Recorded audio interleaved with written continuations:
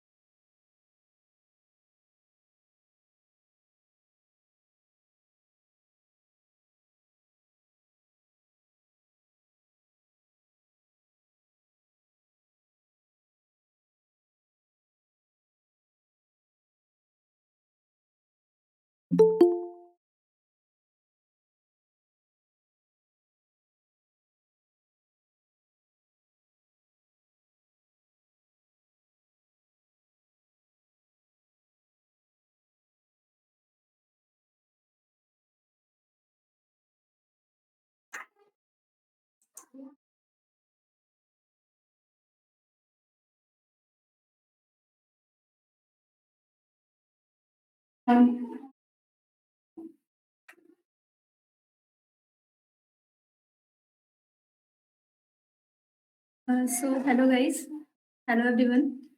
Uh, Now today we are continuing from function. Okay. तो आप में से कितने लोगों ने लास्ट वाला सेशन करा था?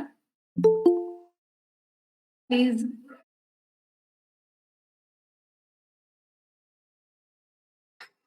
या अगर किसी ने मिस भी कर दिया हो तो आपको यूट्यूब लिंक प्रोवाइड कर दी गई थी। तो कितने लोगों ने उसे देखा है?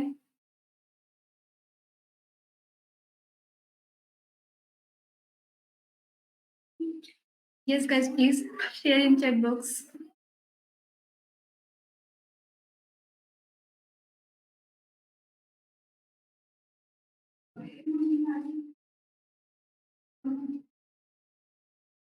सो ओके, नो प्रॉब्लम। तो आज हम कंटिन्यू करेंगे categories of the function. Okay. तो लास्ट टाइम मैंने मतलब लास्ट वाले टर्म में बताया था कि फंक्शंस के बनाने के क्या-क्या प्रोसेस होते हैं। 3 इंपॉर्टेंट चीज़ें मैंने पढ़ाई थी कि फंक्शन डेफिनिशन क्या होता है, फंक्शन डिक्लेरेशन क्या होता है एंड फंक्शन कॉल क्या होता है, ठीक है? तो इसकी फर्स्ट कैटेगरी हम पढ़ेंगे फंक्शन विद नो आर्गुमेंट और नो रिटर्न टाइप, ठीक है? तो इसका क्या मतलब है कि फंक्शन विद नो आर्गुमेंट और नो रिटर्न टाइप, ना? तो इसका बेसिकली मतलब ये है कि जब भी फंक्शन को हम कॉल करेंगे या फंक्शन अपना किसी टास्क को परफॉर्म करने के लिए अगर उसको पैरामीटर हम नहीं दे रहे हैं, ना? तो उसको नो आर्गुमेंट बोलेंगे। पैरामीटर नहीं दे रहे हैं का क्या मतलब है? अब फंक्शन अगर अपना काम करेगा तो उसको कोई ना कोई पैरामीटर तो चाहिए, कुछ डेटा तो चाहिए। तो बेसिकली उसको डेटा हम यूज़र की हेल्प से देते हैं। ठीक है? क्योंकि अगर आप पढ़ोगे आगे वाले एग्ज़ाम्पल में आप पढ़ोगे कि जो हम डेटा देंगे या तो यूज़र की हेल्प से देते हैं या फिर जब फ़ंक्शन को कॉल किया जाता है तब डेटा हम सप्लाई करते हैं। तो यहाँ पर बेसिकली नो आर्गुमेंट को और विद आर्गुमेंट को हम क्लासिफ़ाई कर रहे हैं डेटा देने के वे से कि हम कितने 2 अलग-अलग प्रोसेस डेटा को पास करते हैं। अगर हम यूज़र की हेल्प से देते हैं तो विद नो आर्गुमेंट, और अगर हम फ़ंक्शन को कॉल करते वक़्त उसमें डेटा सप्लाई करते हैं तो विद आर्गुमेंट कहलाता है। ठीक है? और नो रिटर्न का क्या मतलब है? नो रिटर्न का मतलब है कि फंक्शन अपना पूरा काम करने के बाद यानी कि पूरा उसका टास्क परफ़ॉर्म करने के बाद अगर वो आउटपुट को रिटर्न नहीं करता है, किसको रिटर्न करेगा? मतलब जहाँ से फंक्शन को कॉल किया गया था, अगर उसको रिटर्न करता है वैल्यू, तो हम बोलते हैं इसे रिटर्न टाइप है। अगर रिटर्न नहीं करता है, तो मतलब वो रिटर्न टाइप नहीं है। ठीक है? तो अभी आप थोड़ा जब इसको इस कैटेगराइज़ पढ़ोगे, तो आपको थोड़ा समझ में आएगा, है ना? अभी इसका फर्स्ट कैटेगरी हम पढ़ते हैं। Which is with no argument and no return type, ठीक है? यानी कि टेक्स नथिंग और रिटर्न्स नथिंग। मतलब ये कुछ भी डेटा सप्लाई नहीं करेगा अपने टास्क को परफॉर्म करने के लिए। यानी कि हम यूज़र की हेल्प से डेटा एंटर करेंगे, ठीक है? तो हम पहले इसका कोड को समझते हैं, ये बेसिकली कोड है क्या? मतलब हमारा क्या प्रोग्राम लिखा हुआ है। तो देखो यहाँ से पढ़ते हैं। ये वॉइड ऐड मतलब ये ऐड टाइप का एक फंक्शन है जो हमने बनाया है, ठीक है?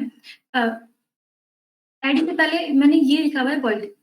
सबसे पहले पता कैसे चलेगा कि हमारा जो फंक्शन है वो इस वाले एग्जांपल ये वाला एग्जांपल है नो आर्गुमेंट और नो रिटर्न टाइप वाला।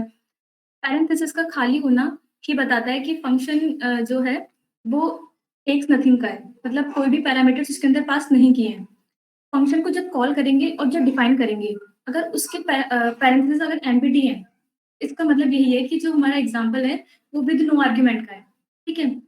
तो फंक्शन को डिफाइन किया है यहाँ पर मैंने, तो अभी पैरेंथेसिस बिल्कुल एम्प्टी है और फंक्शन को जब कॉल किया है ना, तो कॉल कहाँ किया है मैंने फंक्शन को? मेन फंक्शन में, यहाँ पर। ठीक है? तो यहाँ पर भी इसके जो पैरेंथेसिस हैं वो एम्प्टी हैं, तो इसका मतलब ये हमारा विद नो आर्गुमेंट वाला एग्जांपल है। ठीक है? अब ये कैसे पता चलेगा कि रिटर्न टाइप का मतलब इसका टाइप क्या है, रिटर्न करेगा या नहीं करेगा? ठीक है? तो डिक्लेरेशन के सॉरी डेफिनिशन के वक़्त इस फंक्शन के आगे जो हमने लिखा है ये वॉइड, ये यही रिप्रेजेंट कर रहा है कि ये कोई भी वैल्यू रिटर्न नहीं करेगा। ठीक है? अगर रिटर्न करेगा तो यहाँ पर कुछ ना कुछ हम लिखते हैं लाइक इंट या फ्लोट, बट हमारा एग्जांपल है नो रिटर्न वाला, तो हमने यहाँ पर इसे वॉइड लिखा है। ठीक है? तो बेसिकली हमारी जो डिक्लेरेशन है सॉरी जो डेफिनिशन है, वो यही है कि पहले हमने यहाँ पे अपना एक फंक्शन बनाया ऐड, उसके आगे वॉइड लिखा क्योंकि ये नो रिटर्न टाइप का है और ये फंक्शन की डेफिनिशन लिखी हुई है। मतलब फंक्शन का बेसिकली टास्क क्या है, उसको क्या करना है। तो हमारा जो ऐड नाम का फंक्शन है, ये 2 नंबर को ऐड करता है, ठीक है?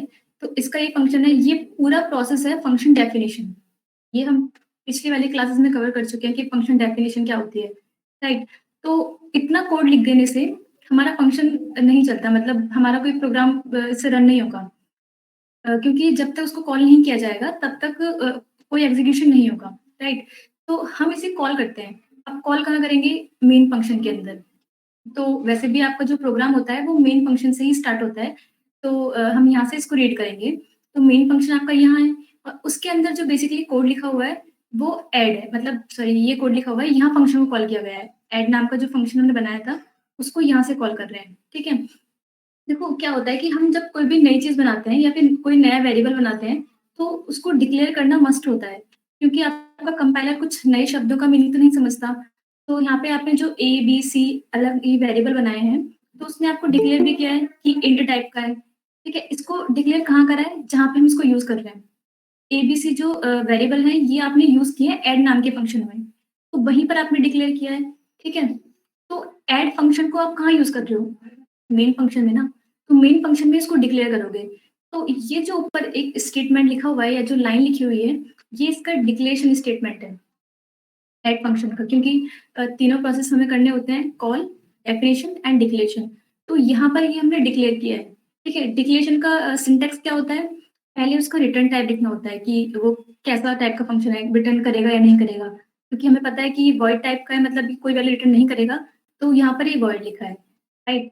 और फिर फंक्शन का नाम होता है कि फंक्शन का नाम क्या है, और यहाँ पर ये पैरेंथेसिस के अंदर ये वॉइड लिखा हुआ है। वॉइड का मतलब है कि ये कोई भी आर्गुमेंट पास नहीं करेगा अपने अंदर, इसीलिए वॉइड लिखा है। अच्छा ये ना ऑप्शनल है, आप इसके अंदर वॉइड लिखो या मत लिखो, बट हम वॉइड लिख के चलते हैं, मतलब एक कोई कन्फ्यूज़न ना हो इसलिए हम वॉइड लिख के चल रहे हैं। अगर कुछ वैल्यू पास करेगा तो हम इसके अंदर लिखेंगे कि हाँ, ये इंटीजर है या फिर जो भी है, ठीक है? तो ये कोड समझ में आया कि बेसिकली क्या हमने करा है, यहाँ फंक्शन की डेफिनिशन है, इसको कॉल करा गया है, राइट? तो सिंपल आपका यही है ना? तो हम जब इसको कॉल करेंगे मतलब यहाँ से आपका मेन फंक्शन से आपका एग्जीक्यूशन स्टार्ट होगा, फंक्शन को कॉल किया जाएगा, तो आपका कर्सर वहाँ जाएगा जहाँ फंक्शन की डेफिनेशन लिखी होगी और जैसे फंक्शन की यहाँ पर आएगा तो उसके अंदर क्या दिखेगा कि इसके अंदर ये 2 वैल्यू मतलब आपको एडिशन कराना है, 2 नंबर्स का। अब नंबर्स तो हमने पास नहीं कराए अभी तक क्योंकि फंक्शन को अपना टास्क को परफॉर्म करने के लिए कुछ डेटा तो चाहिए, तो वो डेटा हम यहाँ पर यूज़र के हाथ से करा रहे हैं, एंटर करा रहे हैं। कैसे? यहाँ पर हमने प्रिंटफ लिखा है, मतलब एंटर 2 नंबर्स, हम 2 नंबर्स को एंटर करेंगे और स्कैनर की हेल्प से हम ए और बी में 2 वैल्यू स्टोर करेंगे, ठीक है? देन उसके बाद ये समेशन का एक्सप्रेशन है, ये एडिशन हो जाएगा और उसके बाद प्रिंटफ में हम जो सी पे जो आउटपुट होगा उसे स्क्रीन में प्रिंट करा लेंगे, ठीक है? तो बेसिकली ये पूरा प्रोसेस है इसका। तो आप यहाँ देख भी रहे हैं कि आउटपुट में एंटर 2 नंबर्स, हमने 2 नंबर एंटर कर दिए 4 और 6, then summation of 2 numbers is 10, right? तो इस तरीके से हमारा ये वाली कैटेगरी कंप्लीट है यहाँ पे। अगर आपको इसमें किसी के कोड में या कहीं भी कोई डाउट है, तो गाइज़ आप पूछ सकते हैं। किसी को कोई डाउट हो तो प्लीज़ आप चैट बॉक्स में शेयर कर सकते हैं।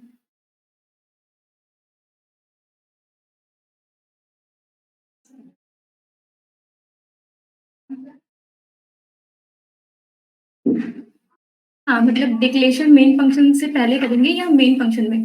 हाँ, देखो ये मैंने पहले ही पढ़ाया था कि एक ग्लोबल वेरिएबल होता है और एक आपका लोकल वेरिएबल होता है। तो आप डिक्लेरेशन आप पहले भी कर सकते हो मतलब मेन फंक्शन के अंदर भी कर सकते हो, ठीक है? और मेन फंक्शन से पहले भी कर लेते हो।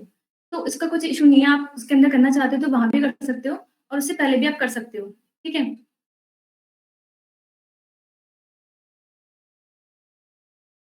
Okay, why is there an add function after void add?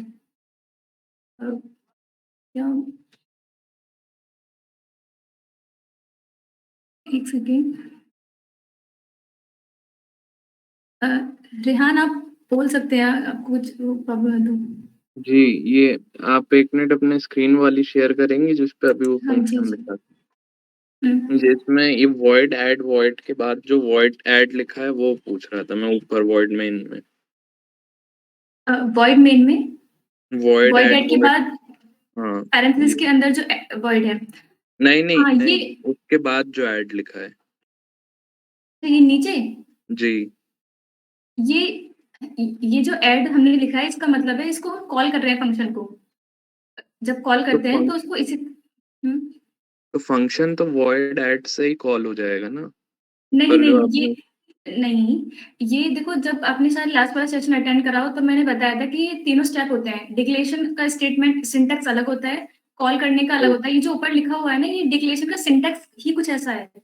अच्छा, ओके, और ऐड कर उसको कॉल करेंगे तो उसको सिंपल फंक्शन का नाम लिखते हैं, पैरेंथेसिस एंड ये आपका सेमीकोलन इस तरीके से ओ फंक्शन कॉल होता है, ओके, ठीक है? Thank you. ओके, और किसी को कोई डाउट है तो प्लीज़ पूछिए या फिर कंटिन्यू किया जाए आगे?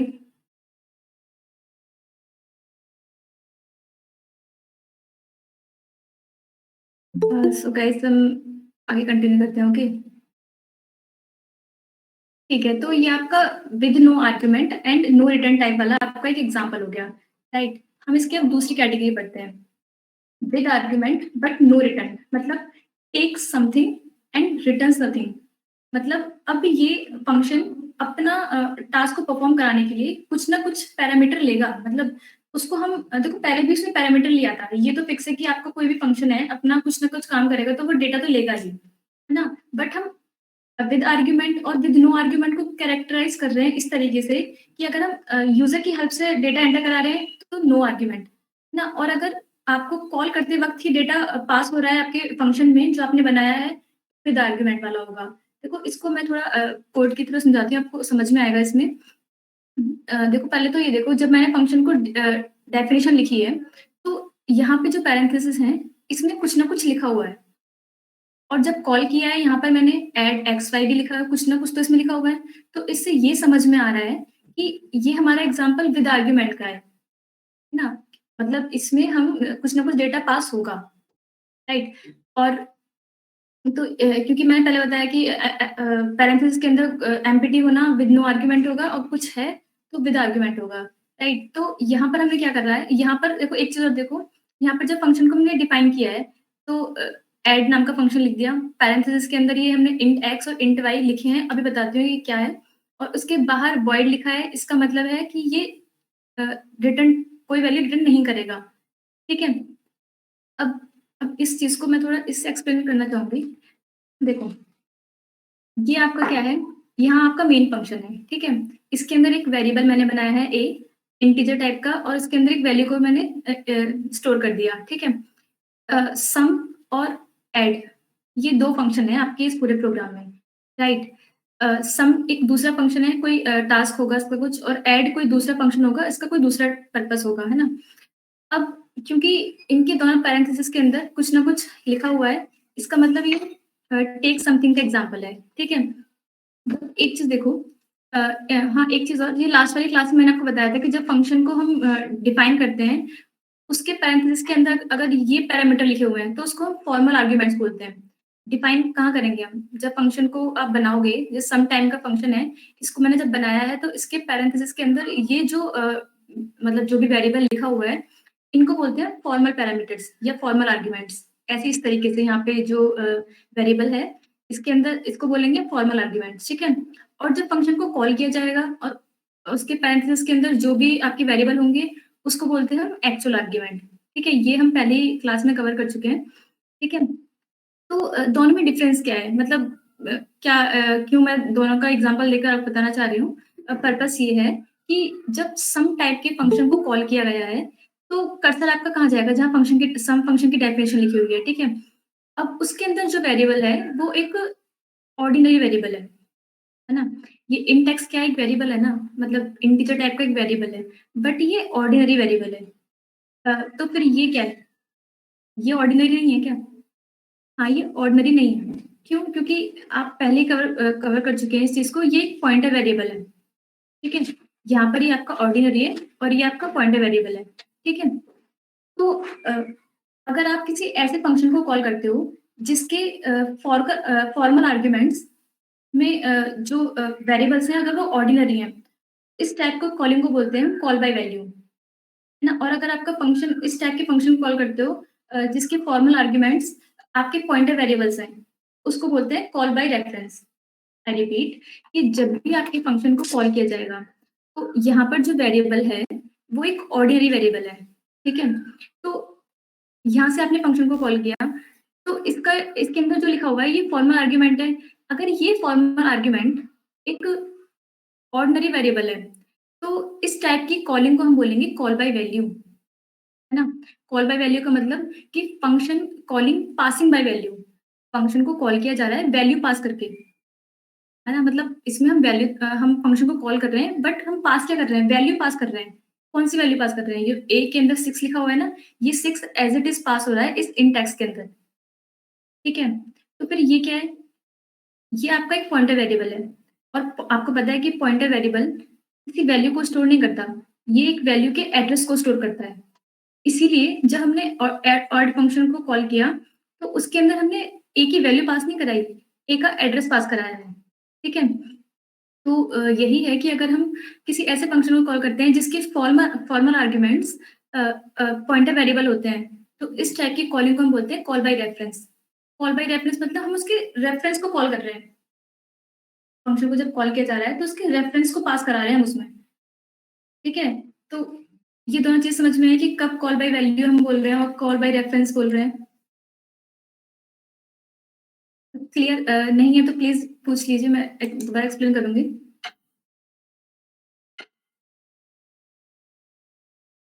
Okay, yes clear, okay, okay. Okay, then आगे कंटिन्यू करते हैं। हाँ,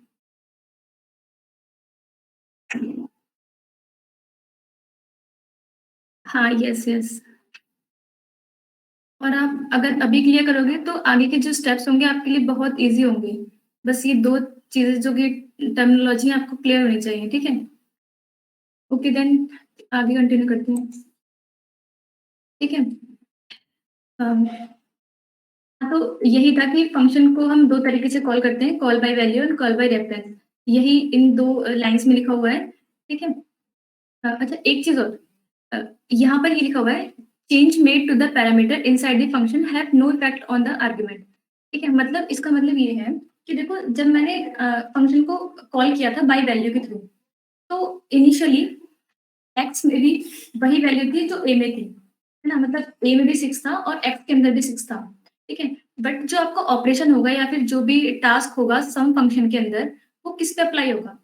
एक्स के ऊपर होगा ना। हो सकता है कि पूरा ये टास्क परफॉर्म होने के बाद एक्स की वैल्यू चेंज हो जाए, एक्स की वैल्यू 5 हो जाए या 7 हो जाए, कुछ चेंज हो सकती है और आउटपुट कुछ भी आ सकता है। बट एक्स के चेंज होने से ए पर कोई इफ़ेक्ट नहीं पड़ेगा। ऐसा नहीं होगा कि अगर एक्स 7 हो गया तो ए भी 7 हो जाए, ठीक है? हाँ, ये सही है कि ए की इनिशियल वैल्यू और एक्स की इनिशियल वैल्यू 6 थी, बट फाइनल वैल्यू कुछ भी हो एक्स की, उस पर ए का कोई इफ़ेक्ट नहीं पड़ेगा, मतलब ए चेंज नहीं होगा, राइट? बट यहाँ देखो जो हमने यहाँ पे बनाया है ये आपका पॉइंटर वेरिएबल है और पॉइंटर वेरिएबल के अंदर आपका एड्रेस स्टोर होता है, मतलब एड्रेस को स्टोर करता है। और किसी भी वेरिएबल की जो रियल आइडेंटिटी होती है, वो उसके एड्रेस से ही होती है, ठीक है? तो जब मैंने ऐड फंक्शन को कॉल किया, तो उसमें जो वैल्यू पास कराई है, तो मैंने उसका एड्रेस पास कराया है, ठीक है? मतलब कह सकती हूँ कि मैंने एज़ इट इज़ ए को पास करा दिया है वाई के अंदर, ठीक है? तो अगर वाई के अंदर यहाँ कहीं चेंज होता है या कि वाई की वैल्यू कुछ भी आगे एक्सप्रेशन कोई भी टास्क होने के बाद या कुछ भी होने के बाद अगर वाई की वैल्यू चेंज होती है बाय चांस, ऑफ कोर्स मतलब कुछ भी टास्क होगा तो हो भी सकती है, तो उसका पूरा-पूरा इफ़ेक्ट ए पर भी पड़ेगा। क्यों? क्योंकि हमने ए का एड्रेस पास कराया है। और और पॉइंटर की ये सबसे कह सकते हैं कि एक पावर होती है कि अगर वो किसी वेरिएबल को अगर वो पॉइंट कर रहा है या जिस भी वो एड्रेस को इसमें स्टोर किया हुआ है, तो वो डायरेक्टली उस वेरिएबल को भी एक्सेस कर सकता है। अगर हम उसके एड्रेस को चेंज कर रहे हैं, तो उसकी वैल्यू को भी डायरेक्टली चेंज हो सकती है। तो यहाँ पर बस ये लिखा हुआ है कि अगर हम कॉल बाय वैल्यू के थ्रू हम फंक्शन को कॉल करेंगे, तो ए पर और ए के ऊपर ऐसा कोई इफ़ेक्ट नहीं पड़ेगा, मतलब एक्स से चेंज होने से ए चेंज नहीं होगा। बट अगर हम कॉल बाय रेफरेंस करते हैं, तो अगर वाई चेंज हो रहा है, तो ए भी डेफिनिटली चेंज होगा क्योंकि हमने उसको उसका एड्रेस पास कराया है, ठीक है?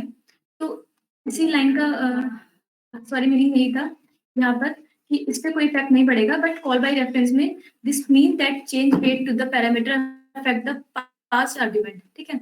तो इससे उसका आर्गुमेंट भी चेंज हो सकता है, ठीक? तो ये दोनों चीज़ें हैं, right?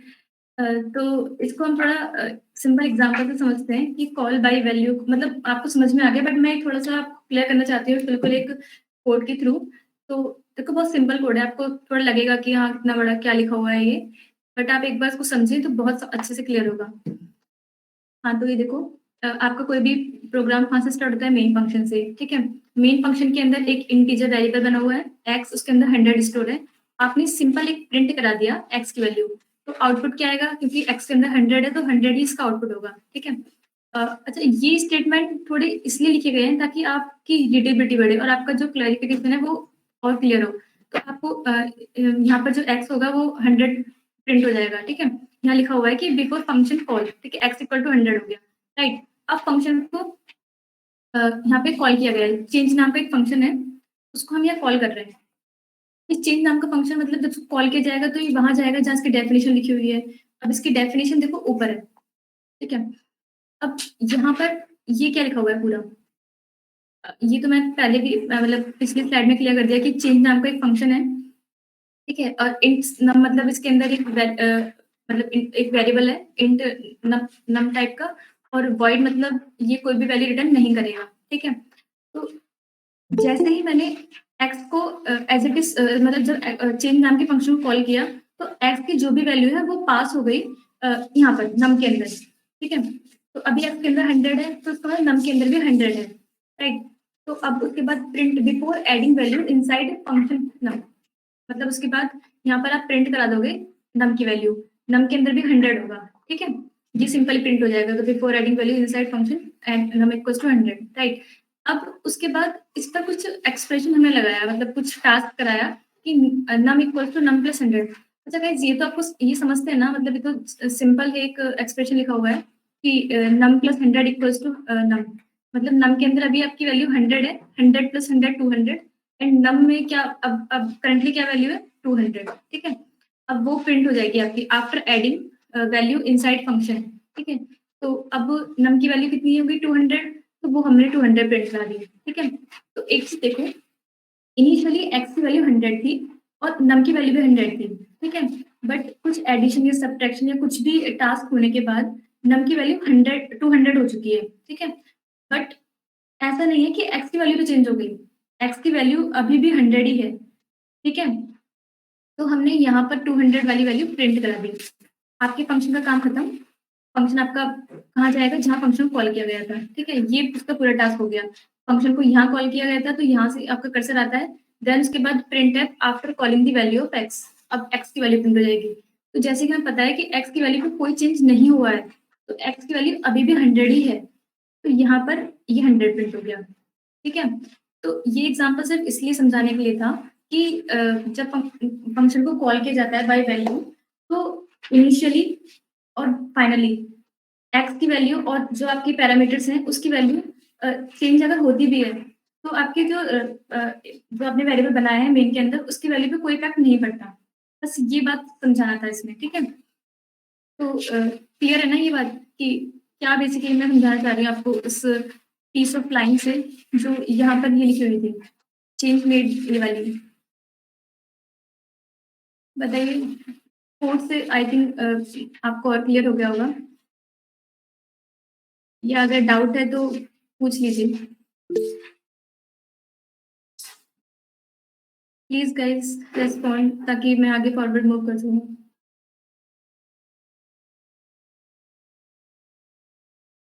Okay okay okay then तो ये इसके लिए था और ये आपका कॉल बाय रेफरेंस वाला, ठीक है? ये भी एक थोड़ा सिंपल कोड से समझाने का एक वो है। ये भी देखो यहाँ से तो बिल्कुल सेम ही कोड है कि x इक्वल टू आपका 100 है। यहाँ पे आपने इनिशियली फंक्शन को कॉल करने से पहले उसको प्रिंट कराया है। अब यहाँ पर देखो, यहाँ पे चेंज नाम का एक फंक्शन है, उसके अंदर हम x के एड्रेस को पास करा रहे हैं। तो इससे तो ये समझ में आ रहा है कि ये कॉल बाय रेफरेंस है, क्योंकि हम फंक्शन को कॉल तो कर रहे हैं, वैल्यू भी पास कर रहे हैं, बट उसके एड्रेस को पास कर रहे हैं, उसके रेफरेंस को पास कर रहे हैं। तो आपका कर्सर वहीं जाएगा जहाँ पे उसकी डेफिनेशन है। तो यहाँ पर एक क्योंकि यहाँ पर एड्रेस पास किया हुआ है तो डेफिनेटली यहाँ पे जो वेरिएबल होगा एक पॉइंटर वेरिएबल होगा। तो पॉइंटर वेरिएबल आपका एक नम टाइप का है। अब नम के अंदर एक्स का एड्रेस स्टोर है, ठीक है? तो आपने क्या प्रिंट कराया?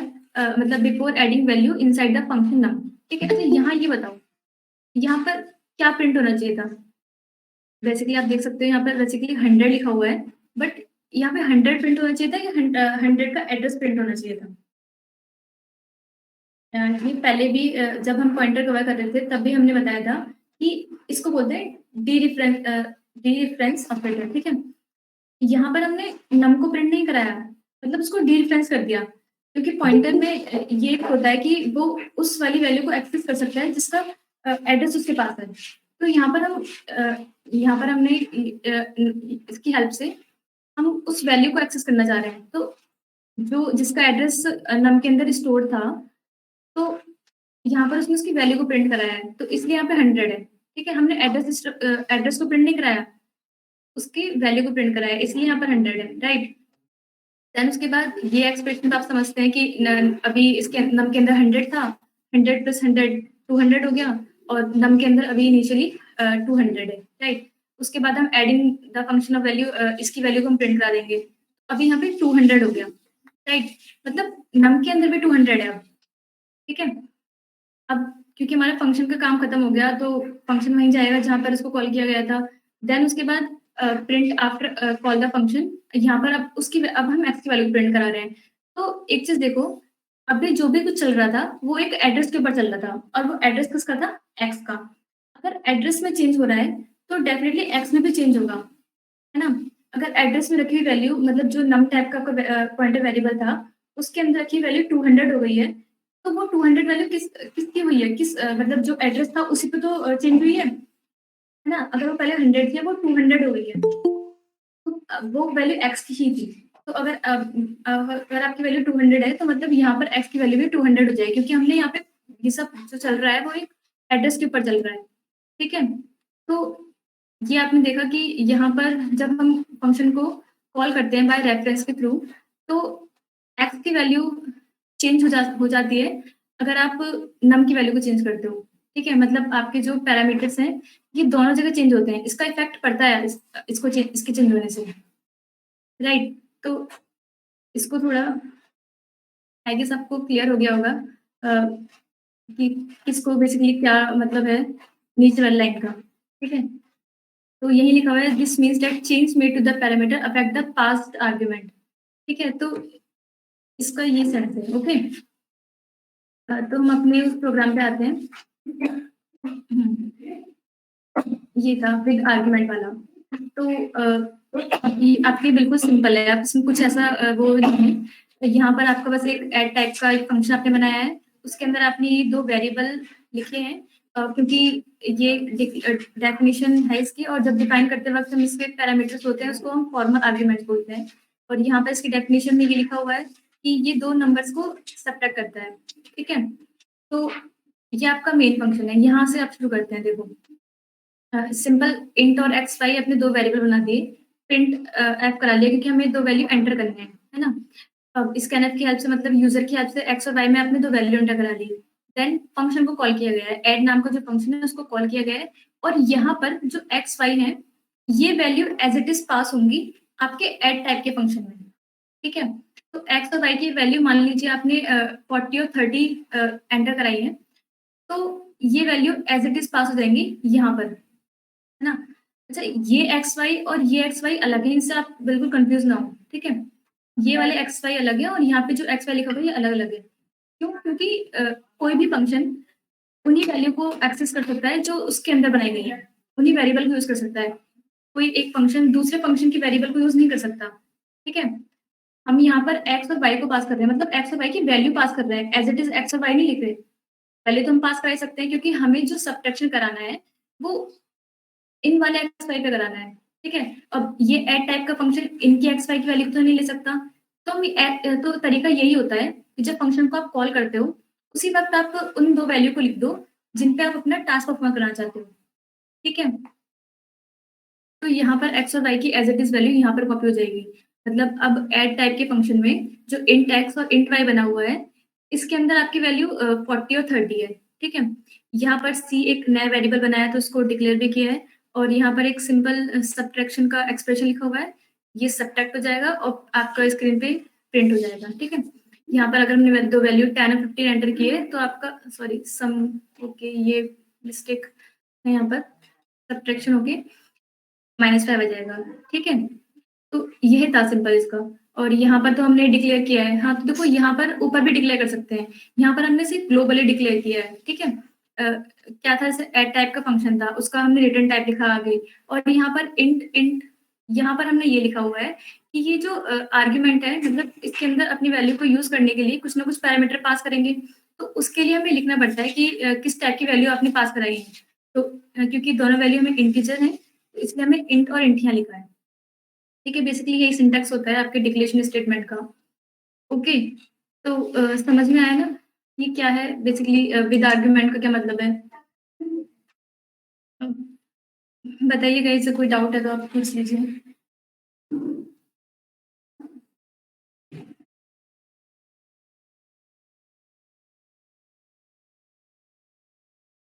अगर क्लियर है तो प्लीज़ लिख दीजिए फिर आगे मूव करते हैं हम लोग। ओके,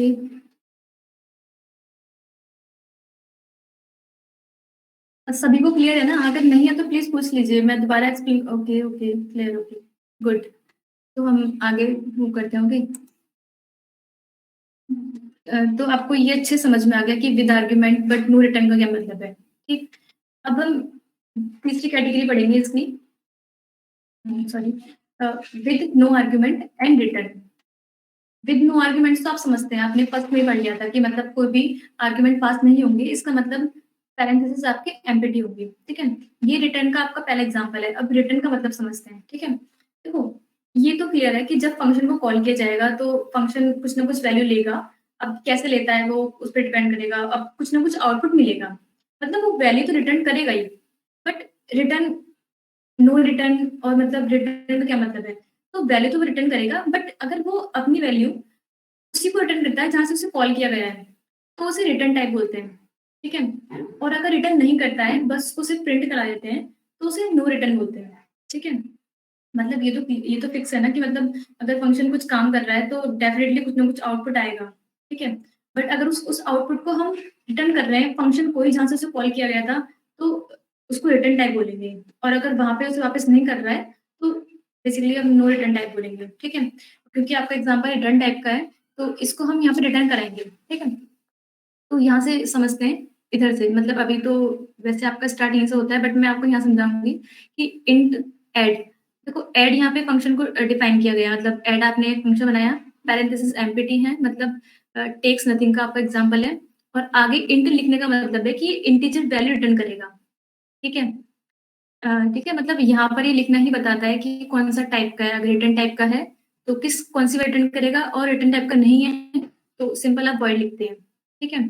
और ये इसकी डेफिनेशन लिखी हुई है यहाँ पे। डेफिनेशन मतलब इसका टास्क क्या है? इसका टास्क यहाँ पर केवल 2 नंबर्स को ऐड करना है और वो तो आप मतलब आपके लिए ईज़ी है कि प्रिंट टैग का यूज़ करते हैं, स्कैनर का यूज़ करेंगे, है ना? और हाँ, यहाँ पर ये कोई वैल्यू नहीं लेगा, मतलब इसमें वैल्यू हमने पास नहीं कराई है। जब हमने वैल्यू पास नहीं कराई है फंक्शन में, तो डेफिनिटली उसको अपना टास्क करने के लिए वैल्यू यूज़र की हेल्प से लेनी पड़ेगी, ठीक है?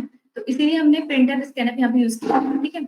पहले वाले प्रोग्राम में हमने यूज़र की हेल्प से वैल्यू नहीं ली थी, इसलिए वहाँ पर भी प्रिंटर स्कैनर नहीं था, क्योंकि उसमें value as it is call जब किया गया तब पास हो गई थी। यहाँ पर कॉल नहीं, मतलब कॉल तो कर रहे हैं बट इसमें आर्गुमेंट पास नहीं हो रहे हैं, इसीलिए तो कुछ ना कुछ उसे वैल्यू लेनी पड़ेगी। इसलिए हम उसे यूज़र की हेल्प से लेंगे, ठीक है? तो हमने यहाँ पर मतलब बेसिकली आपका ये आपका सिंपल ऐड फंक्शन है, उसके बारे में लिखा हुआ है कि मतलब एंटर टू वैल्यूज़ और स्कैनफ के हम 2 वैल्यू एंटर करा लेंगे, देन समेशन होगा। अब समेशन के बाद ये रिटर्न सी, मतलब जो सी का आउटपुट होगा, वो रिटर्न करेगा यहाँ पर। अब रिटर्न किसको करेगा? रिटर्न वही होता है जहाँ फंक्शन को कॉल किया जाता है, ठीक है? तो फंक्शन कॉल कहाँ से हुआ था आपका? मेन फंक्शन से, ठीक है? तो ये मेन फंक्शन जब इसको कॉल किया गया था, ऐड टाइप का ऐड नाम का एक फंक्शन है, इसको कॉल किया गया है यहाँ से, तो रिटर्न भी वैल्यू आपकी यहीं से होगी, ठीक है? तो मान लीजिए कुछ भी आपका आउटपुट आता है, लाइक यहाँ पर अभी 9 लिखा हुआ है, तो ये 9 वैल्यू रिटर्न हो जाएगी किसको? जहाँ फंक्शन कॉल किया गया था। अब उसको हमने ना एक वेरिएबल में स्टोर करा लिया है, एस टाइप का एक वेरिएबल बना के उसको स्टोर करा लिया है, इसीलिए यहाँ पर मैंने इसको डिक्लेयर भी किया है, ठीक है? तो अभी इनिशियली एस की वैल्यू 9 है, ठीक है? अच्छा, अब ये एस की वैल्यू 9 है, अब इसका यूज़ ना मैं कहीं भी कर सकती हूँ आगे, ठीक है? पहले मुझे ये वैल्यू रिटर्न नहीं हो रही थी, तो मैं रिटर्न जो मतलब आउटपुट था उसका यूज़ नहीं कर पा रही थी, ठीक है? बट क्योंकि ये एग्ज़ाम्पल आपके रिटर्न टाइप का है, तो इसीलिए यहाँ पर जो हमें एस मिला है, मतलब जो 9 मिला है, वो एस के अंदर स्टोर है। अब एस का यूज़ आप कुछ भी कर सकते हो, मतलब अब जो भी आप करना चाहते हो, वो कर सकते हो। इसलिए हमने यहाँ पर उसके वैल्यू को प्रिंट करा लिया बेसिकली बस, ठीक है? तो रिटर्न का मतलब यही है कि टास्क परफ़ॉर्म होने के बाद जो भी इसका आउटपुट आता है, उस आउटपुट की हेल्प से हम आगे कुछ भी यूज़ कर सकते हैं उसको, पहले नहीं कर पा रहे थे। अब यहाँ पर आउटपुट हमारे पास है, अब एक नया वेरिएबल आपने एस बना लिया, उसके अंदर वैल्यू स्टोर करा ली, अब आप यहाँ पर कोई भी टास्क आगे फर्दर प्रोसीड कर सकते हो, ठीक है? ओके, यहाँ पर मैंने इसका टाइप सॉरी डिक्लेयर किया है। सिंटैक्स यही होता है कि पहले उसको उसका रिटर्न टाइप लिखना होता है, जो कि इंट है, फिर फंक्शन का नेम होता है, फिर पैरेंथेसिस के अंदर वॉइड लिखने का मतलब ये है कि कोई भी आर्गुमेंट इसके अंदर पास नहीं होंगे, ठीक है? तो ये चीज़ें आपको क्लियर है ना कि क्या मतलब है इन चीज़ों का? क्या मतलब आपको एक-एक चीज़ें क्लियर होनी चाहिए कि कब हम इंट लिख रहे हैं, कब वॉइड लिख रहे हैं, कब फंक्शन को कॉल कर रहे हैं बाय वैल्यू, कब रेफरेंस के थ्रू कॉल किया जा रहा है, ओके? तो ये बेसिकली सिंपल ही है, क्योंकि आप अगर स्टार्टिंग के 2 वाले कैटेगरी आप अच्छे से समझते हो, तो आगे तो आपके लिए बस सिंपल ही है सब कुछ, फिर कुछ उसमें नहीं है। ओके? अगर इसी में किसी को डाउट है तो बताइए, फिर तो आगे वाला लास्ट वाला बिल्कुल छुटेगा। तो बताइए गाइज़, अगर कोई क्वेरी है आपकी तो?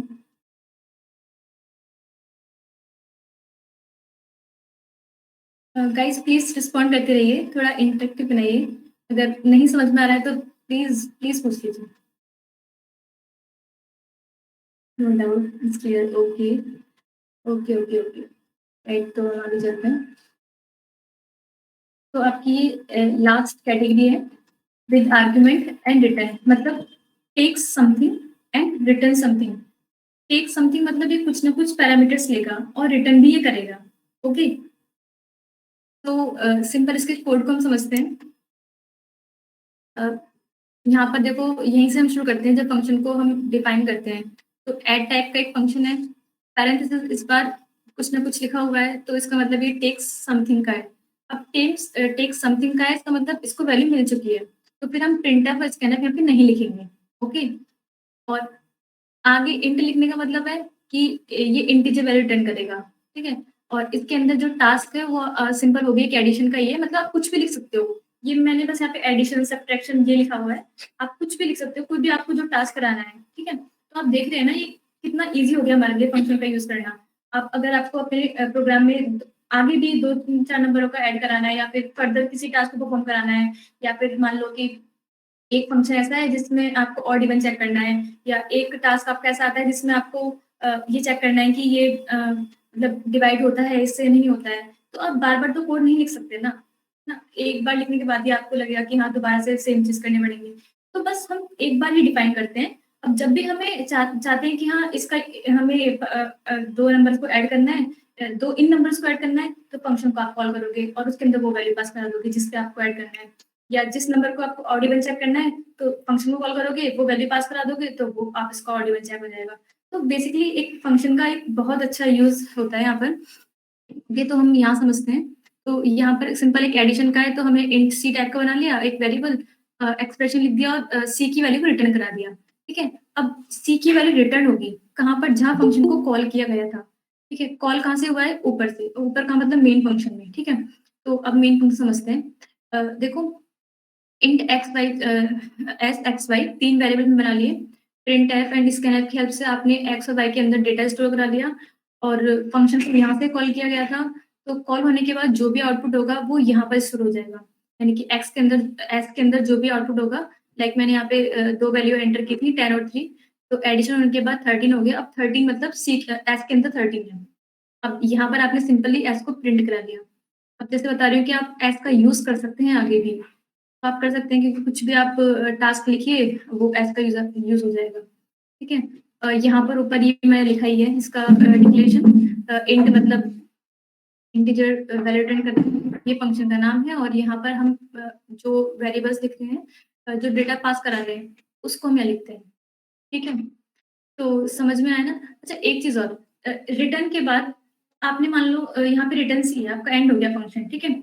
उसके बाद आपने कुछ भी लिखा है या फिर आप कुछ भी वैल्यू प्रिंट करा रहे हो, मतलब उसके बाद कुछ भी टास्क आप लिख रहे हो, तो वो आगे नहीं चलता है।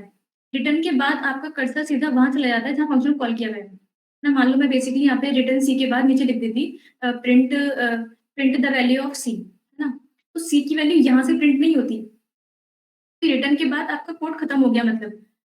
अब वो नीचे की वैल्यू कुछ भी रीड नहीं करेगा, कुछ भी प्रिंट नहीं करेगा, सिंपल वहाँ जाएगा जहाँ फंक्शन कॉल किया गया है, ठीक है? तो ऐसा हो सकता है कभी-कभी पूछ लिया जाए कि हाँ, उसके बाद कोड रन करेगा, नहीं करेगा, उसके बाद नहीं करेगा। सिंपल जहाँ से फंक्शन कॉल किया वहाँ जाएगा, उसके बाद जो कोड लिखेगा वो वहाँ से प्रिंट करेगा। बेसिकली हम यहाँ से प्रिंट नहीं करा सकते। रिटर्न के बाद आपका फंक्शन का जो काम है वो खत्म हो जाता है। फिर उसके बाद जो भी आपके मेन फंक्शन में लिखा होता है, वहाँ से आप उसको एक्सेस कर दो, ठीक है? तो ये आपको एक कोड कैटेगरी थी, ठीक है? तो गाइज़ आपकी चारों कैटेगरी मैंने आई थिंक समझा दी हैं। अगर आपको अभी तक इन चारों में कंबाइन एक बार आप समझो कि मतलब चारों कैटेगरी आप एक साथ पढ़ चुके हो, अगर इनमें सबको डाउट है, तो अभी पूछ लीजिए आप। फिर इसके बाद हम कुछ क्विज़ टाइप या फिर कुछ क्वेश्चन्स करेंगे, ओके? तो बता दीजिए, आई थिंक मैंने थोड़ा जल्दी बता दिया हो आई थिंक। अगर आपको डाउट हो रहा है तो आप पूछ लीजिए प्लीज़।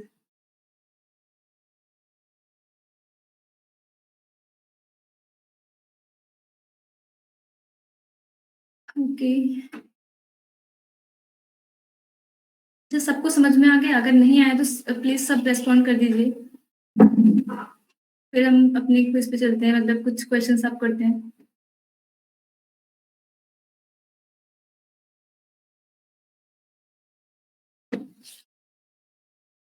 तो क्लियर है ना सबको? आगे चलें हम फिर हम?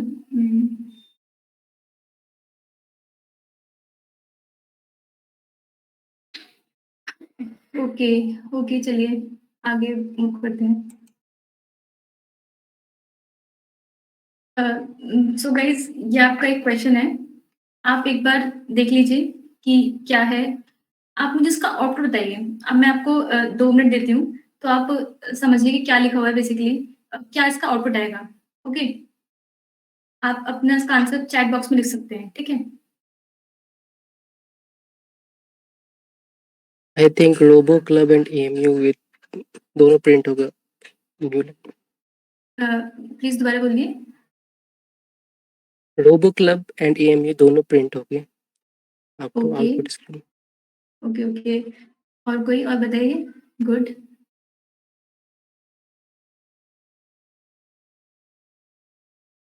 गाइज़ आप सब लोग ट्राई कीजिए।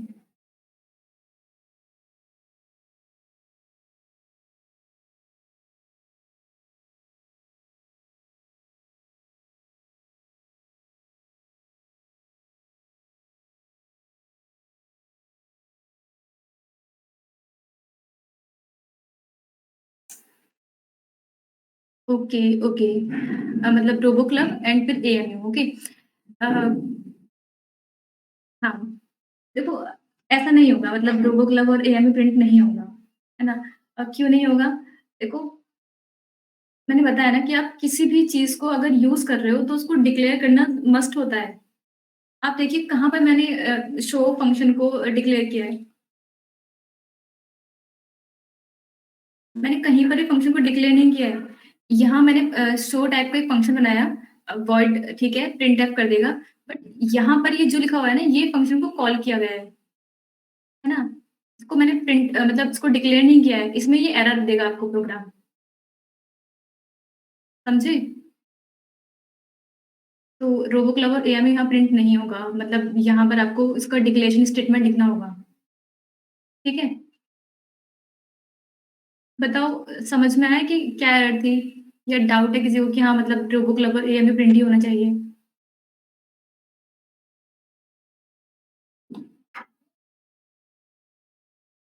बताओ गाइस, अगर आपको समझ में आया ये चीज़, या फिर अगर क्लियर नहीं हो रही है कि हाँ, मतलब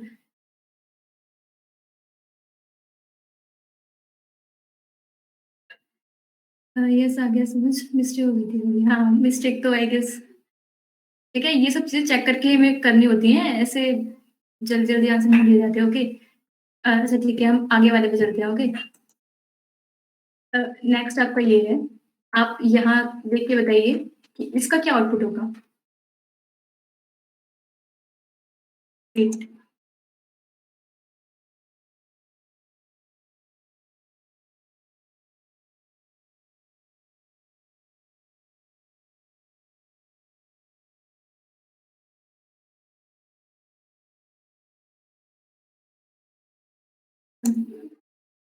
ओके, इंडिया। अच्छा, एक मिनट।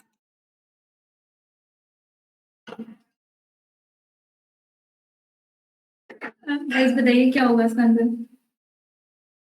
अच्छा, एएमयू इंडिया, ओके। और कोई? गाइस आप रेस्पॉन्ड क्यों नहीं कर रहे हैं? समझ नहीं आया क्या आपको? AMU India, okay. Okay, okay fine.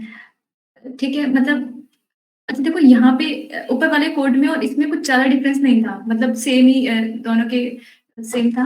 But यहाँ पर देखो मैंने ऊपर इसको डिक्लेयर किया है, यहाँ पर जो मैंने लिखा है वॉइड शो, यहाँ पर डिक्लेयर किया है, इसलिए ये प्रोग्राम कोई भी एरर नहीं देगा।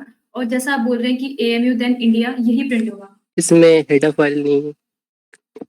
हाँ, वो चीज़ उसको है, बट मैं सिंपल बस कोड लिख रही हूँ, ठीक है? हाँ, वो आपकी बात बिल्कुल ठीक है। ठीक है, मतलब मैं बस आपको सिंपल वही बताना चाह रही थी कि प्रिंट मतलब फंक्शन का कैसे यूज़ करेंगे, ओके? ये समझ में आ गया ना सबको?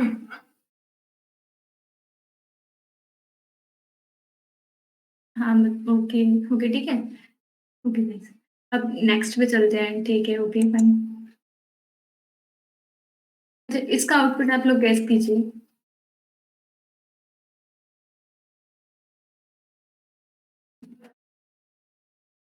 1 सेकंड।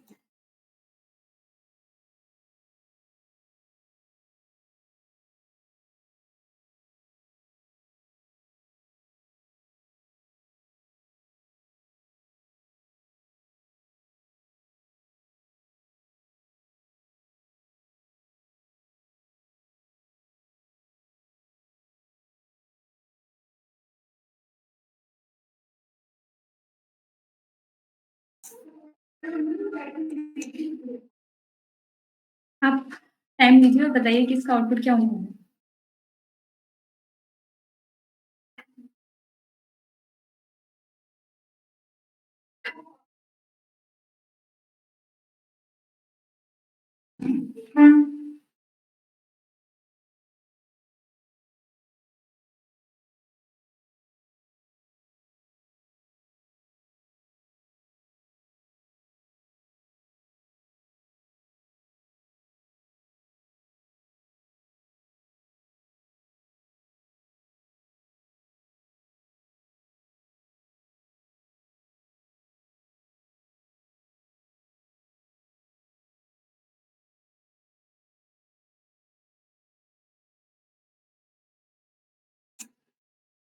हाँ, सो 4, 3 आई गेस 4 ओके, ओके।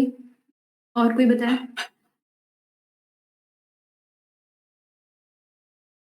हाँ, मतलब मोस्टली 4 है एंड 3। हाँ, देखो इसका जो आउटपुट होगा वो बेसिकली 4 ही होगा, ठीक है? कैसे? अभी देखो एक्सप्लेन करती हूँ मैं इसको। ये देखो कप टाइप का आपका एक फंक्शन है। इसके अंदर जो वेरिएबल है वो एक ऑर्डिनरी वेरिएबल है इंट ए और इसका रिटर्न टाइप इंट है, ठीक है? यहाँ पर ये जो रिटर्न लिखा हुआ है, ठीक है? अच्छा पहले उससे पहले हम थोड़ा ऊपर से बढ़ते हैं मतलब क्या है बेसिकली फंक्शन ये इंट आपका कप यहाँ पर फंक्शन को डिक्लेयर किया है और यहाँ पर इंट ए मतलब यहाँ पर मैंने फंक्शन को कॉल किया है और जब फंक्शन को कॉल किया है उसके अंदर मतलब उसको ना मैंने किस चीज में स्टोर करा दिया है मतलब जब भी उसकी वैल्यू रिटर्न होगी वो ए टाइप का एक वेरिएबल होगा वहां पर रिटर्न होगी, ठीक है? देन उसके बाद ये प्रिंट एफ वाला ये चलेगा बट यहाँ पे यहाँ देखो ये फंक्शन को पहले कॉल किया गया था तो जब कप टाइप के फंक्शन को कॉल किया गया है और उसमें वैल्यू क्या पास करा रहे हैं हम 4 तो 4 की वैल्यू पास होगी इंट ए के अंदर, ठीक है? अब इंट ए के अंदर 4 वैल्यू पास हो गई, ठीक है? अब यहाँ देखो ये रिटर्न प्लस प्लस ए लिखा हुआ है, ठीक है? अच्छा ये तो आप समझते हैं ना कि प्लस प्लस ए का मतलब और ए प्लस प्लस का मतलब क्या होता है? मतलब पहली वैल्यू आपकी इंक्रीमेंट होगी, ठीक है? राइट? पहले वाली आपकी इंक्रीमेंट होगी मतलब यहाँ पर जो होगा 4 अभी इनिशियली 4 था, ठीक है? अब 4 रिटर्न होगा, 4 ही एज़ इट इज़ 4 मतलब 4 से फिर 5 हो गई, ठीक है? मतलब क्योंकि इंक्रीमेंट होगी देन प्रिंट होती है ऐसा ऐसा पढ़ते हैं ना प्लस प्लस प्लस प्लस ए और ए प्लस प्लस करके, तो ये आपका पहले प्री इंक्रीमेंट ऑपरेटर यूज़ करा है यहाँ पे। तो जो 4 थी वो पहले इंक्रीमेंट होगी यानी कि पहले 5 प्लस हो 5 हो गई। अब जो 5 है ये रिटर्न करेगा किसको जहाँ से कॉल किया गया था, तो कॉल किया गया था यहाँ से। तो वो जो 5 है वो अब स्टोर हो गया ए के अंदर, ठीक है? ए के अंदर स्टोर हो गया। अब यहाँ पर हम प्रिंट करा रहे हैं किसको? माइनस माइनस ए को। तो जो 5 था वो पहले डिक्रीमेंट होगा देन प्रिंट होगा। तो 4 सॉरी 5 से डिक्रीमेंट हो कितना होगा? 4 तो 4 प्रिंट हो जाएगा आपकी आउटपुट स्क्रीन पे, ठीक है? तो समझ में आया ना कि मतलब जो 3 दे रहे थे आई गेस यही मिस्टेक कर रहे थे वो कि 3 नहीं होगा 4 होगा। समझ में आया ये वाला आप लोगों को? Got it okay, okay, okay. हाँ, तो बेसिकली यही इस टाइप के फंक्शन के कुछ क्विज़ होते हैं। आप लगाइएगा आगे, आपको अच्छे से समझ में आएगा। आप थोड़ी प्रैक्टिस करेंगे तो आपको और अच्छे से क्लियर होगी एवरीथिंग चीज़ें, ठीक है? तो यहाँ पर आपका फंक्शन कंप्लीट होता है एंड कुछ क्विज़ आगे आप लोग करेंगे, ठीक है? Okay guys, so you can continue, Divyanshu.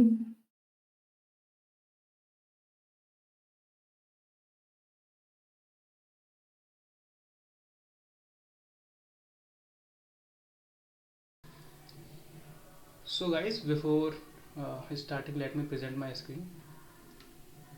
Am I audible clearly to all? Yes. Okay, okay.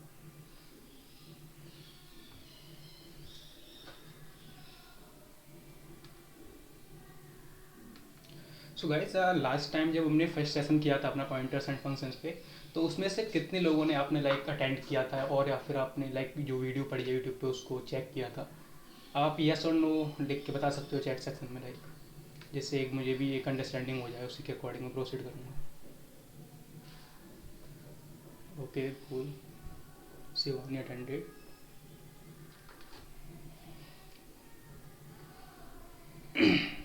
ठीक है,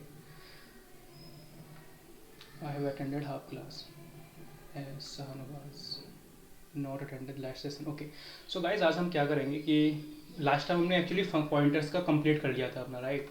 तो आज हम देखेंगे कि कैसे लाइक उसके कुछ अच्छे क्वेश्चंस देखेंगे फंक्शंस एंड पॉइंटर्स के मिक्स।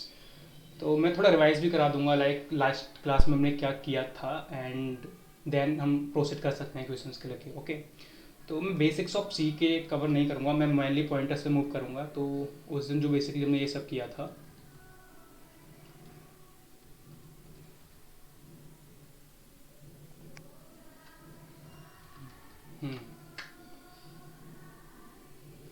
या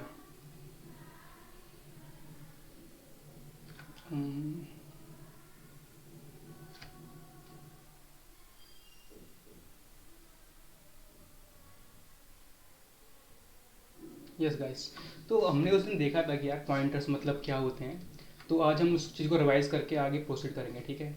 तो पॉइंटर्स हमारे वेरिएबल्स ही होते हैं, ठीक है। पॉइंटर्स कुछ नहीं है, एक बॉक्स होता है जो कि स्टोर करता है एक एड्रेस को अनदर वेरिएबल के, सिंपल, ठीक है। पॉइंटर एक वेरिएबल है जो स्टोर करता है address of another variable of the same data type. And then we saw कि लाइक जब हम कोई पॉइंट लाइक कोई हमने वेरिएबल बनाया, सपोज इंट इक्वल्स टू 10, तो इसका मतलब ये है ना कि हमने एक मेमोरी में स्पेस लिया एंड उसमें वैल्यू 10 पुट करा दी, विच इज एन इंटीजर, ठीक है। तो आप देख सकते हो कि जो ए है तो उसका मेमोरी में कुछ स्पेस होगा यहाँ पे एड्रेस जिसका नाम है विच इज ATF है। तो ये कुछ भी हो सकता है रैंडमली, आप इस पर फोकस मत करना। तो हमारा कुछ एड्रेस मतलब स्टोर बन जाता है जब मेमोरी में हम कोई वेरिएबल मतलब डिक्लेयर करते हैं। तो पॉइंटर्स हमारा क्या करता है बेसिकली कि जो हमारा एड्रेस है इस वेरिएबल का उसको अपने में स्टोर करता है। तो जैसे कि यहाँ पे एक पॉइंटर नेम लिख रहा है PTR जो बनाया हमने, तो इसमें हमने कहा कि पॉइंटर PTR तुम ए का एड्रेस स्टोर कर लो, तो इसने ATF को स्टोर कर भी लिया है, ठीक है। तो ये इसने ए के वेरिएबल के एड्रेस को स्टोर कर लिया। ये सब हमने अपनी लास्ट क्लास में देखा था, और अगर आपको इसमें कोई इशू आए तो आप उसको चेकआउट कर सकते हो, हमने काफ़ी अच्छे से वहाँ पे क्लियर किया था।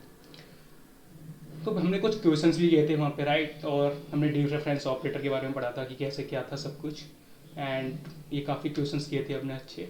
तो आज हम बेसिकली क्या करेंगे कि हम कुछ क्वेश्चंस करेंगे लाइव। तो मैं भी आपको GDB खोल लेता हूँ अपना, मैं लिंक भी शेयर कर देता हूँ आपको, वेट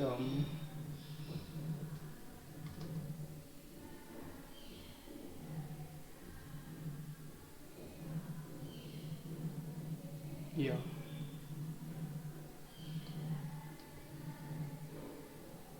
तो यहाँ पे हम लैब कोडिंग कर रहे होंगे, ठीक है।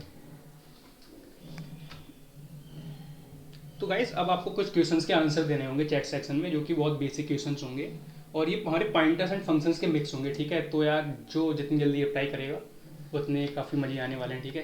तो लेट्स गेट स्टार्टेड। तो मैं पहले पूरा फंक्शन लिख देता हूँ, देन मैं उसको आपको क्लियर करूँगा कि लाइक हम क्या करने वाले हैं, ओके। तो सबसे पहले हम स्टार्ट करेंगे एक मेन फंक्शन बना के।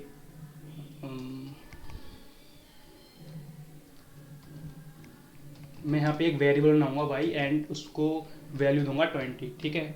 एंड देन मैं एक फंक्शन कॉल करूँगा, ठीक है। फंक्शन कॉल कर लेता हूँ, मैंने फंक्शन अभी बनाया नहीं है, बना बाद में लेंगे हम। सपोज ये फन एक फंक्शन है हमारा, ठीक है। मैं कह रहा हूँ प्रिंट %d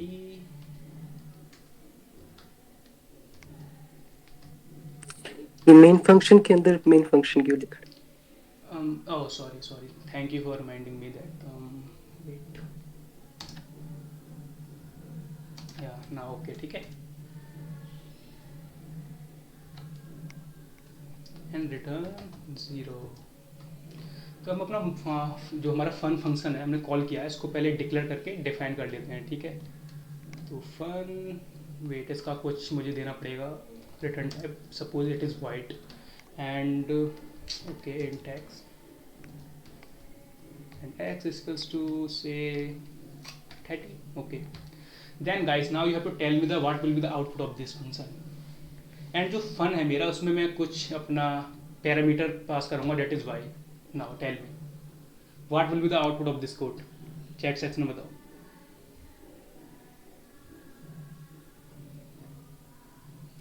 Soon guys, 20.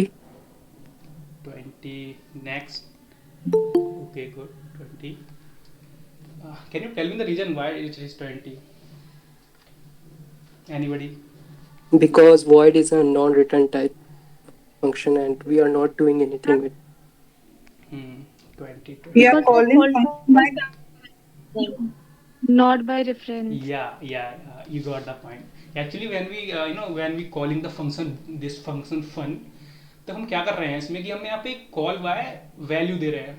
अब हमको किसी को चेंज करना हो ना, सपोज कोई बिल्डिंग है उसमें कोई घर है, ठीक है। तो मुझे किसी बंदे को चेंज करना है वहाँ पे, देन मुझे उसका एड्रेस चाहिए होगा, वैल्यू से चेंज नहीं कर सकता मैं, ठीक है। तो अगर उसको रन करके देख लेते हैं एक बार क्या आएगा यार, ठीक है। एंड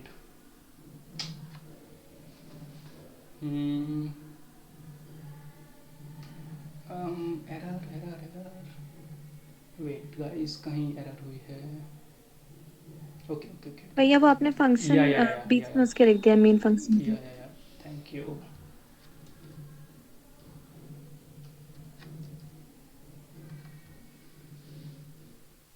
20, ठीक है। तो ये ठीक है, एक बेसिक क्वेश्चन था लाइक ये पॉइंटर्स और फंक्शंस के, और हम काफ़ी अच्छे क्वेश्चन अभी देखेंगे इसी में। तो इसका आउटपुट 20 है। एंड इसी में जब अगर हम इसका अगर हम एड्रेस पास कर दें, देखो इस प्रॉब्लम में हमने क्या किया कि वही सेम प्रॉब्लम है हमारी, बट हमने जो फन है ना वहाँ पे हमने इस बार एड्रेस पास किया है वाई का। तो जब ये वाई का एड्रेस हमारा यहाँ पे लेगा इस पॉइंटर पीटीआर में, तब इसकी वैल्यू चेंज कर देगा, जैसा कि अभी गीतांजलि ने बताया था आपको सेशन में कि call by reference and call by value. तो इसी का एक एग्जाम्पल था। तो इसका क्या आउटपुट आएगा गाइस? 30. या कूल, ठीक। तो यार ये बिल्कुल बेसिक प्रॉब्लम थी हमारी। अब मैं एक ऐसी प्रॉब्लम लेने वाला हूँ यहाँ पे जो कि यस काफ़ी बेसिक है, बट उसमें काफ़ी मज़े आएंगे, ठीक है। So the problem is this, या सो गाइज आपको इसमें मुझे ये बताना है कि लाइक इसमें आउटपुट क्या आएगा एंड क्यों आएगा।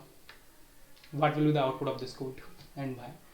अगर आपने लास्ट वीडियो चेकआउट की हो कि what is the ampersand and difference operator, then you can answer this easily and also can tell the reason.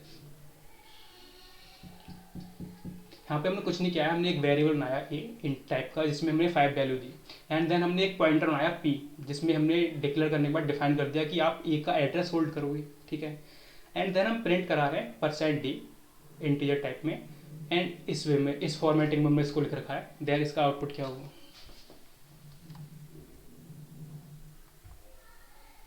5 okay. And can anybody tell me the reason why it will be 5? Like क्या logic है इस question का?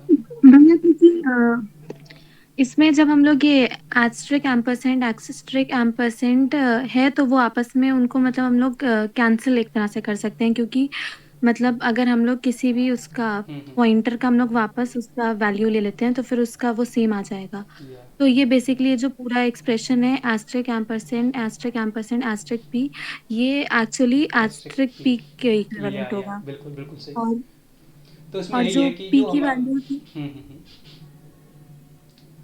जी भैया, फिर वो जो P की value थी वो एड्रेस थी, तो एड्रेस का अगर हम लोग जो है वापस उसको वो कर देंगे तो फिर अब वो वापस वैल्यू दे देगा हमें हाँ एस्ट्रिक की वजह तो से। उसमें क्या हुआ था गाइस, देखो जब हमने लिखा था डी रेफरेंस ऑपरेटर लगा के एस्ट्रिक एंड देन %, तो ये एक दूसरे को इफेक्ट एक दूसरे कैंसिल कर देते हैं।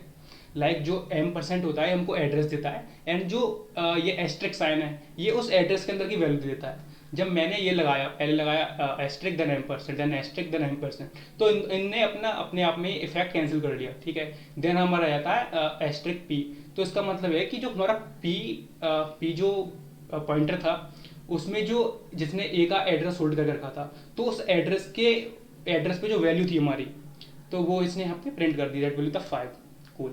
तो हम जब अपना लास्ट अब देखेंगे क्वेश्चन, तो ये काफ़ी अच्छी प्रॉब्लम है यार, और आपने देखी होगी कि काफ़ी कभी कभी एग्जाम्स में भी आ जाती है अच्छी खासी। तो हमारा एक फंक्शन होगा जिसमें हम वैल्यू को स्वैप कर रहे होंगे, ठीक है। सपोज आपसे यूजर कहता है कि आप कोई 2 वैल्यू एंटर करो, तो आप करोगे सपोज 4 एंड 5।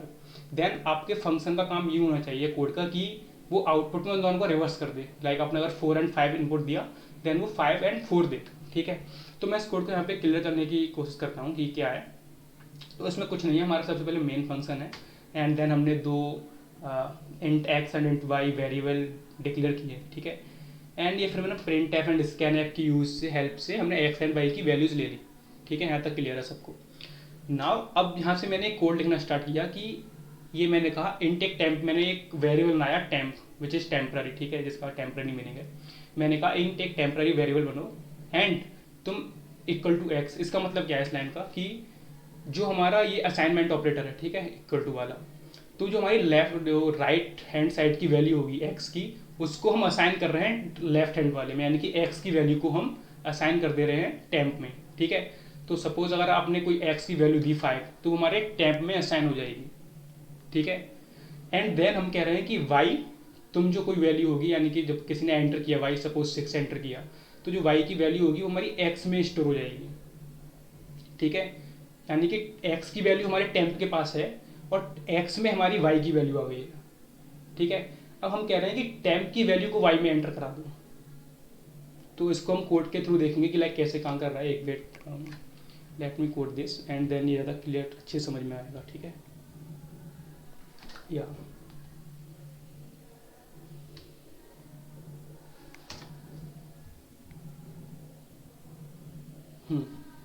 तो इसमें सबसे पहले हम दो वेरिएबल बनाएंगे, int x and y. And मैं एक काम करूँगा कि हम सही कि इसको कुछ वैल्यू दे दूंगा यहाँ पे, x equals to 5 and y equals to 6, ठीक है। एंड देन अब मैं एक इंट टेम्प मैंने एक वेरिएबल बनाया और उसमें मैंने कह दिया कि तुम x की वैल्यू, इस लाइन का मतलब क्या है कि मैं कह रहा हूँ कि x की वैल्यू को टेम्प में असाइन कर दूँ, यानी कि x हमारा 5 है तो वो वैल्यू टेम्प के पास सेव करा दूँ, ठीक है। ये कर दिया। अब मैं कह रहा हूँ कि x की वैल्यू में y की वैल्यू को x में स्टोर करा दूँ, यानी कि जो y की वैल्यू है उसको x में स्टोर करा दूँ, ठीक है। एंड देन मैं कह रहा हूँ कि जो y में हमारा टेम्प की वैल्यू स्टोर करा दूँ। तो ये होगा क्या यहाँ पे कि जब हम इसको प्रिंट कराएंगे ना, print F %d x and y,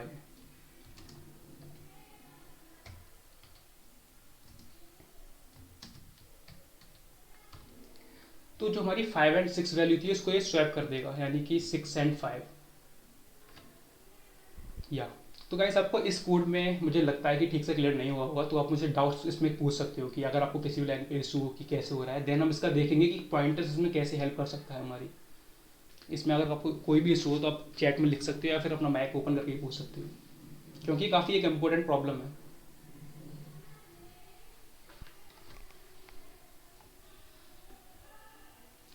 so is this clear to you all?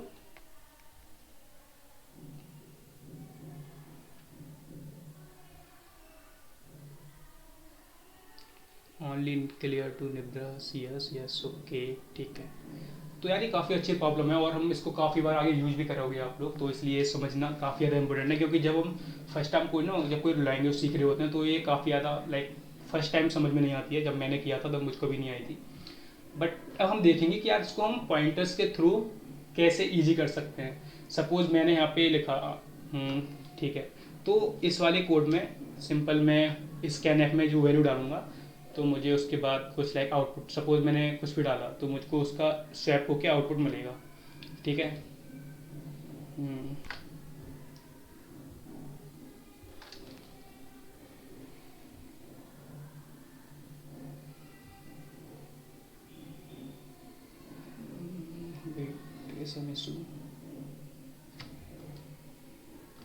हाँ, तो उसमें अगर मैंने इनपुट 10 और 11 डाला तो मुझको आउटपुट 11 और 10 मिलेगा। तो हमारा पॉइंटर्स कैसे हेल्प करता है यहाँ पे हम वो देख लेते हैं अब। तो उसमें क्या है कि हाँ ये देखिए, तो पॉइंटर्स से हम एक क्या कर सकते हैं, अलग फंक्शन बना सकते हैं अपना। तो हम सपोज हमने एक फंक्शन आया स्वैप और उसमें हमने सेम कोड लिख दिया। उसके बाद हम स्वैप को जहाँ भी यूज करेंगे तो हमारा ऑटोमेटिकली कम हो जाएगा और इससे हमारा कोड भी काफ़ी क्लियर रहता है। तो ये कोड आपको आई होप समझ में आ जाएगा सभी को। तो उसमें हमने कुछ नहीं किया, हमने सबसे पहले हमारा जो कंपाइलर होगा मेन फंक्शन पे जाएगा, इसके बाद हमने सेम वही कोड है इसमें भी हमारा, एंड देन हमने यहाँ पे स्वैप फंक्शन को कॉल कर लिया है। एंड कॉल करने से पहले हमने उसका यहाँ पे एड्रेस पास किया है, क्योंकि अगर हम वैल्यू पास करेंगे जैसे हमने लास्ट टाइम देखा था तो वो कोई चेंज नहीं करेगा। तो इसलिए यहाँ पे हम एड्रेस पास करना है एंड देन हम उसके यहाँ वैल्यू प्रिंट करवाते हैं। तो आपने देखा अपना मेन फंक्शन हमारा कितना क्लीन है, राइट। यहाँ पे हमने कुछ भी जो स्वैप वाला कोड है वो हमने अलग ही लिख रखा है, ठीक है।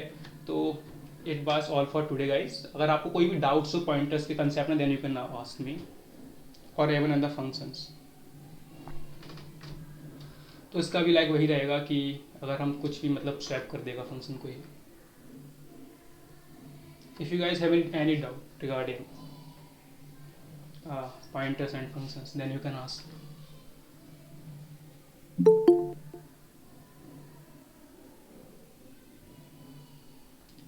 So these things were clear to you all? First of all, let me know in the chat section.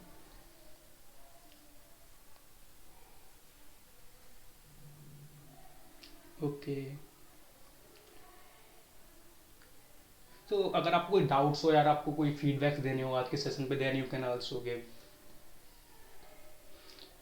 And अगर आपको एक पीपीटी चाहिए हो तो आप मुझे बता सकते हो एंड हम एक काम कर देंगे कि जो यूट्यूब पे वीडियो डालेंगे वहाँ पे इसको मेंशन कर देंगे, ठीक है, क्योंकि ये मुझसे काफ़ी सारी डीएम्स आए थे मेरे पास इसके रिगार्डिंग पीपीटीज़ के, तो वो हम वहाँ पे लगवा देंगे।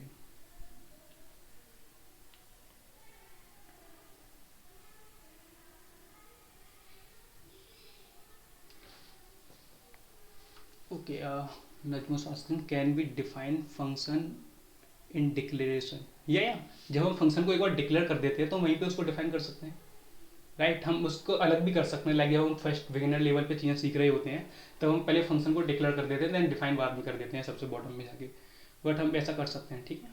Please share the link of today session और club group also.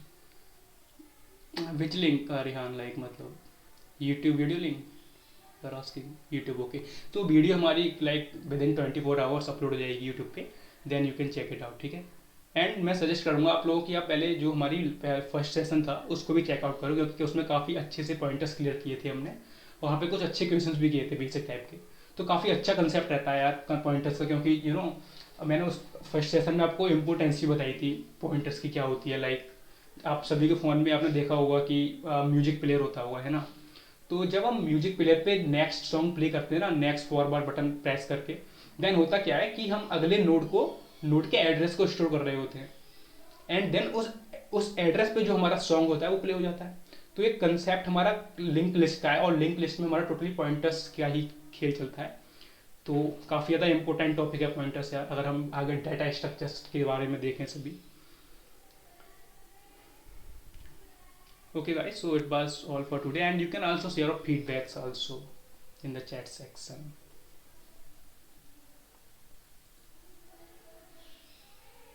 And then we will end this session. Okay, I hope I have made all the doubts clear to you.